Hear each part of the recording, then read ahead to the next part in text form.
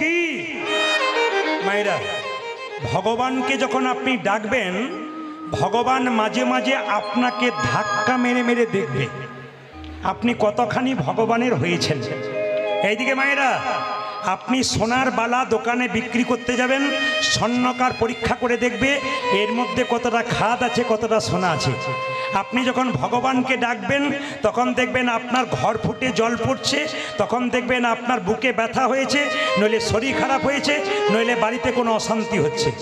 অনেকে দেখবেন পাগলামি করে বলে আর ভগবানকে ডাকবো না, কিন্তু ভগবান পরীক্ষা করে দেখে এ যে আমাকে ডাকলো, একে আমি ধাক্কা মেরে দেখলাম এ কতখানি আমার, তাই দেখব। তবে মায়েরা বাবারা শুনে নিন, যারা কৃষ্ণ ভক্ত হয়েছেন তাদের জন্য বলে রাখি, হরিনাম করলে মাঝে মাঝে কষ্ট পাবেন, কিন্তু সরে যাবেন না। কষ্ট পেলেও ভগবানকে ডাকবেন। কেন?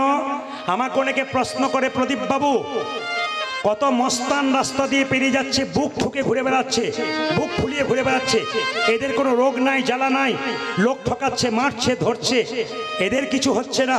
যারা কৃষ্ণ ভক্ত তাদের এত কষ্ট হয় কেন? আমি তাদেরকে একটা উত্তরেই শেষ। কি?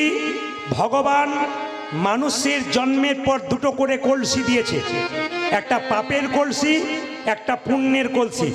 যে মস্তানি করছে, লোক ঠকাচ্ছে, ওর পাপের কলসিটা এখনো পূর্ণ হয় নাই। পূর্ণ হয়ে গেলে ভিখারির মতো রাস্তায় তাকে ঘুরে বেড়াতে হবে।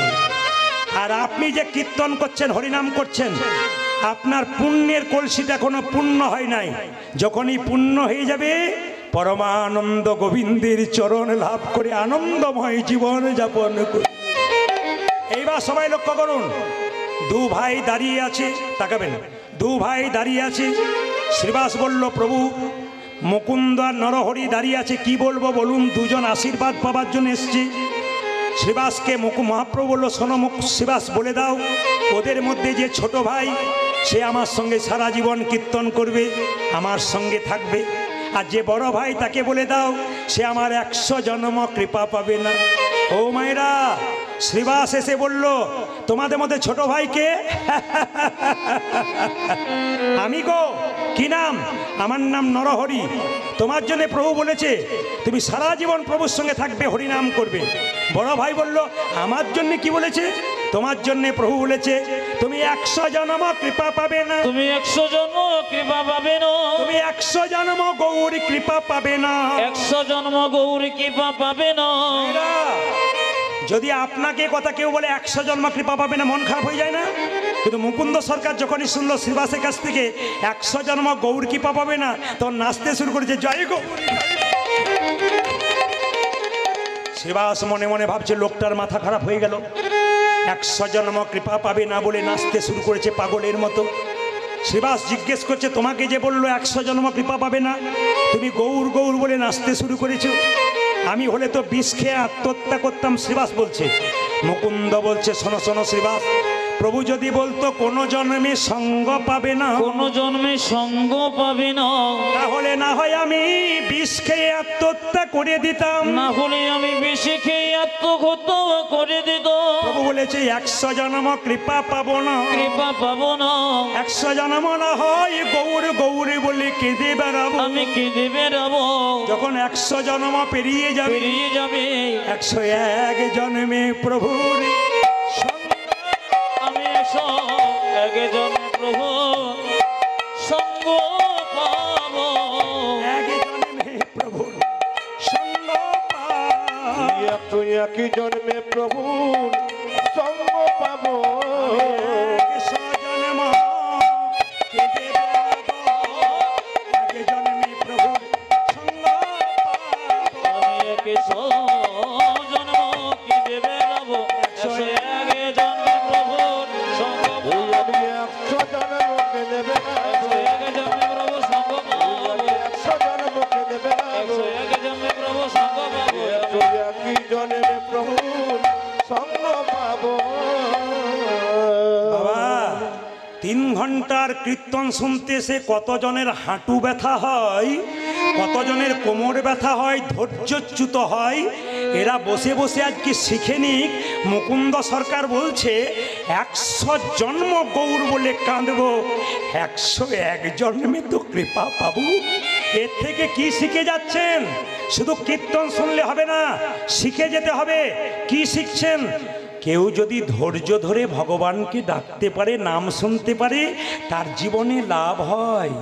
রামকৃষ্ণদেব বলেছেন, ধৈর্য যার ভগবান তার, ধৈর্য যার নাই ভগবান তার নাই। মায়েরা বাড়িতে সবজি কাটবেন, চঞ্চল হয়ে গেলে আঙুল কেটে যাবে। রান্না করবেন, দুবার নুন দিয়ে ফেলবেন, বাড়ির লোকের কাছে গাল খাবেন। দাদা ভাইয়েরা যারা চঞ্চল, তাদের জীবনে কোনো উন্নতি নাই। মহাভারত কি বলল? যারা চঞ্চল তারা দুর্যোধনের লাইনের লোক, আর যারা স্থির তারা যুধিষ্ঠির মহারাজের দলের লোক। আজকে হরিবাসরে দেখতে পাচ্ছি আপনারা সকাল থেকে বসে আছেন, প্রত্যেকে কিন্তু যুধিষ্ঠির মহারাজের মানুষ। কারণ আপনারা যদি স্থির না হতে পারেন, এরকম করে কীর্তন শুনছেন, গৌর গোবিন্দের কৃপা তো আপনাদের আগে হয়ে যাবে। বাবা, ভক্ত যদি চোখের জলে কাঁদে, ভগবান সহ্য করতে পারে না। তাড়াতাড়ি শিবাসকে ডেকে বলল, শিবাস তুমি কাঁদছো কেন? প্রভু, আমার ভাইকে তুমি কৃপা করলে, আমাকে করলে না। কি দোষ করেছিলাম প্রভু? আমার ভাই তোমার সঙ্গে কীর্তন করবে, আমি অপরাধ করেছি নাকি? মহাপ্রভু শিবাসকে বলল, তোমার মাথায় হাত দিয়ে আশীর্বাদ করে জগতের সবাইকে জানিয়ে দিলাম, শোনো শ্রীবাস, তোমরা শোনো মুকুন্দ, তোমরা দু ভাই মিলে যদি হরিনাম করতে চলে আসো, বাড়ির সব না খেয়ে মরবে, কাল থেকে আর হরিনাম করবে না। তোমার ভাইকে আমার সঙ্গে রাখলাম, তোমাকে পাঠিয়ে দিলাম। তবে শোনো মুকুন্দ, কি বনের মধ্যে বড় বড় গাছ থাকলে যেমন ছোট ছোট গাছগুলোকে ঝড়ঝঞ্ঝা থেকে রক্ষা করে, এ সংসারে যারা বড় ভাই বড় বউ হয়, তাদের দায়িত্ব সংসারে সবচাইতে বেশি হয়। অগো মুকুন্দ, এই দেখো শোনো, তোমার মাথায় হাত দিয়ে আশীর্বাদ করে দিলাম, তুমি আজ থেকে বাড়িতে গিয়ে যাকেই চিকিৎসা করবে তারই রোগ ভালো হয়ে যাবে। তবে মুকুন্দ, তুমি বাড়ি ফিরে যাও, একটা গোপীনাথের মন্দির তৈরি করো, জীবের দ্বারে হরিনাম দাও, আর গরিবের চিকিৎসা করো। দেখো বাবু, কারো কাছে 1 পয়সা নিও না, আমি তোমার মাথায় হাত দিয়ে আশীর্বাদ করলাম, কাল থেকে যাকেই চিকিৎসা করবে তারই রোগ ভালো হয়ে যাবে। মুকুন্দ, ফিরে যাও, ফিরে যাও, ফিরে যাও, ফিরে যাও, খণ্ডে ফিরে যাও, ফিরে যাও, ফিরে যাও, শিখণ্ডে ফিরে যাও, ফিরে যাও, ফিরে যাও, শিখণ্ডে ফিরে যাও। আজ ফিরে যাও, ফিরে যাও, শিখণ্ডে ফিরে যাও। দারে দারে গিয়া চরণে ধরিয়া, তুমি দরে দরে গিয়া চরণে ধরিয়া, দারে দারে গিয়া চরণে ধরিয়া, ও তুমি দাঁড়ে দাঁড়ে গিয়া চরণে ধরিয়া, হরির নাম লীলা। তুমি দরে দরে গিয়া চরণে ধরিয়া, হরে বীণা ফিরে যাও, ফিরে যাও, শিখণ্ডে ফিরে যাও, ফিরে যাও, ফিরে যাও, শিখণ্ডে ফিরে যাও। আমার মহাপ্রভুর আজ্ঞা পাই মুকুন্দ চলিলা, মুকুন্দ চলিলা। আমার মহাপ্রভুর আজ্ঞা পাইয়া মুকুন্দ চলিল, মুকুন্দ চলিল, মহাপ্রভুর আজ্ঞা পাই মুকুন্দ চলিলা, মুকুন্দ চলিলা। ওই আমার মহাপ্রভুর আজ্ঞা পাইয়া মুকুন্দ চলিলা, মুকুন্দ চলিলা।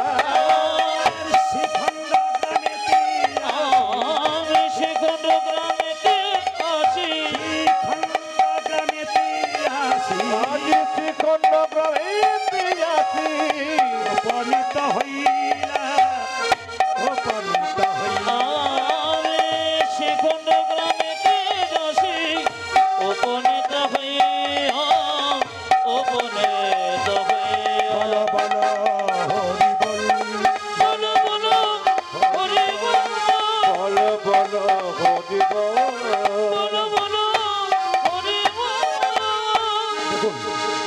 কীর্তনের ফাঁকে ফাঁকে কত সুন্দর শিক্ষা আছে, বাস্তব শিক্ষা। তাকাবেন আমার দিকে। মুকুন্দ সরকার বাড়ি ফিরে এলো, মন্দির তৈরি করে দিল। আপনারা যারা কীর্তন শুনে বাড়ি যাবেন তাদের কাছে নিবেদন রইল, যারা নতুন বাড়ি তৈরি করবেন, মন্দির করবেন, তাদের জন্য একটা সুন্দর কথা বলে যাই।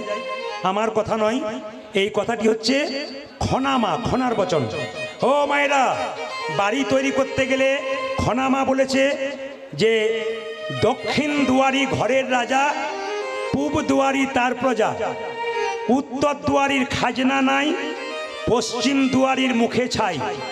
যতজন জ্ঞানীজন এখানে বসে আছেন, এই কথাটি খনা মায়ের কথা, যার জিভ কেটে দেওয়া হয়েছিল।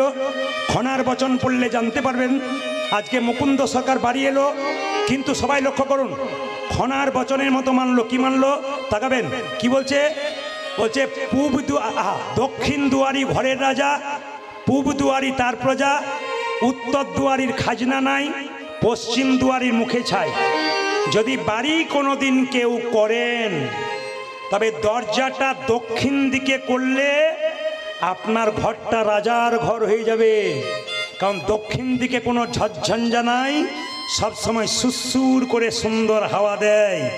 যদি দক্ষিণ দিকে কেউ না করতে পারেন, তবে খনামা বলেছে পূব দুয়ারি তার প্রজা, না পারলে পূব দিকে করো। উত্তর দিকে দরজা করলে খাজনা দেবার পয়সা থাকে না, অভাব বেড়ে যায়।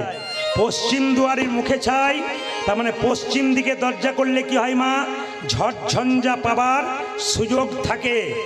আবার তাকাবেন, বাড়ি তৈরি করেছেন, মন্দিরটা কোথায় করবেন? বাড়ির ভেতরে মন্দির কোথায় করবেন? যে যেখানে বসে শুনে রাখুন, ঈশান কোণে বাড়িতে মন্দির করতে হয়। ঈশান কোণ কাকে বলে? পূর্ব, উত্তর কোণটাকে ঈশান কোণ বলা হয়। সাবধান থাকবেন, যতজন কীর্তন শুনতে এসছেন, বাণীগুলো শুনে নেবেন, জীবনে ব্যবহার করবেন, শিখবেন। যদি কেউ ঈশান কোণে কোনোদিন বাথরুম পায়খানা করে, আমার কথা নয়, বড় বড় জ্যোতিষ পণ্ডিতরা বলছেন, যদি কেউ বাড়ি তৈরি করে ঈশান কোণে বাথরুম পায়খানা করে ফেলে, তবে জেনে নেবেন তার বাড়িতে বেশ কয়েক বছরের মধ্যে একজন আত্মহত্যা করতে চলেছেন।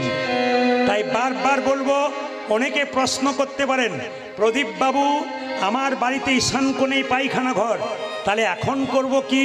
আমার তো জায়গা নাই। জ্যোতিষ বন্ধু আমার প্রচুর আছে, তাদের সঙ্গে প্রায় দিন আমার আলোচনা হয়। বললাম তাহলে কি করা যায়?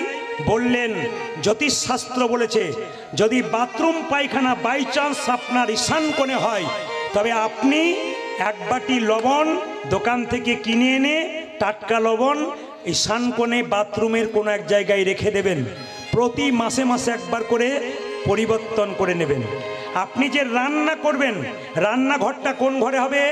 অগ্নিকোণ, পূর্ব দিকে মুখ করে রান্না করবেন। যখন বাড়িতে শোবেন, জ্যোতিষশাস্ত্র বলল দক্ষিণ দিকে মাথা করে শুতে হয়, উত্তর দিকে পা করে শুতে হয়। উত্তর দিকে মাথা করে শুতে নেই কেন? তাকাবেন, আমাদের পূর্বপুরুষ যারা মারা গেছে, তারা জমের দুয়ার হচ্ছে দক্ষিণ দুয়ার। তাই সব সময় পূর্বপুরুষরা দক্ষিণ দিকেই থাকেন। দক্ষিণ দিকে পা করে শুলে পূর্বপুরুষদেরকে অপমান করা হয়। দক্ষিণ দিকে পেছন করে কেউ বাথরুম বসলে পূর্বপুরুষকে অপমান করা হয়। এই জন্য মাথায় রাখবেন, এক দক্ষিণ দিকে মাথা করতে পারেন, এক পূব দিকে মাথা করতে পারেন, উত্তর দিকে মাথা নয়। হিসাব বলে দিলাম, মুকুন্দ সরকার একটা গোপীনাথের মন্দির তৈরি করলো। যাকে চিকিৎসা করছে তারই রোগ ভালো হলো। সেই সময় বাংলার একজন নবাব ছিল মালদাতে। যদি কেউ যান মালদা, আমি প্রতিনিয়ত মালদাতে গান করি। মালদার গৌর বলে একটা জায়গা আছে, ওখানে একজন নবাব ছিল মুসলমান, তার নাম হুসেন শাহ। তার পেটে একবার যন্ত্রণা হলো, একজন বলল, নবাব তোমার পেটের যন্ত্রণা কেউ ভালো করতে পারলো না, একজন ভালো করতে পারবে। বলে কে পারবে? শ্রীখণ্ডে যদি মুকুন্দ কবিরাজের বাড়ি যেতে পারো, তবে শর্ত আছে। কি? গরিবের চিকিৎসা করে, বড় লোকের করে করে না। নবাব বললো তাহলে আমি কি করে যাব? তুমি হুসেন ফকির সেজে যাও, তোমাকে যেন কেউ চিনতে না পারে। এত বড় বাংলার নবাব হুসেন ফকির সেজে শ্রীখণ্ডে এলো, এসে জিজ্ঞেস করছে, ও ভাই মুকুন্দ সরকারের বাড়ি কোনটা? ওই যে মন্দিরটা দেখতে পাচ্ছ, ওটাকে লক্ষ্য করে চলে যাও। এ ও ভাই মুকুন্দ সরকারের বাড়ি কোনটা? সোজা চলে যাও, দেখবে প্রচুর লোক লাইন দিয়ে দাঁড়িয়ে আছে, চিকিৎসা করাচ্ছে। ও ভাই মুকুন্দ সরকারের বাড়ি কোনটা? আর একজন বলছে, না না, যত এগিয়ে যাবে খোল করতালের শব্দ পাবে, ওটা মুকুন্দ সরকারের বাড়ি। মায়েরা, এত বড় বাংলার নবাব হুসেন শাহ ফকির সেজে কেউ যেন চিনতে না পারে এরকম করে দাঁড়িয়ে আছে। সবাইকে বলল, বাবা আমাকে একটু জায়গা করে দাও, আমি ফকির মানুষ, আমার পেটে বড় যন্ত্রণা। সবার মায়া হলো, সামনে দাঁড় করে দিল। মুকুন্দ সরকার তখন তুলসী পত্র দিয়ে গোবিন্দের চরণ সেবা করছে।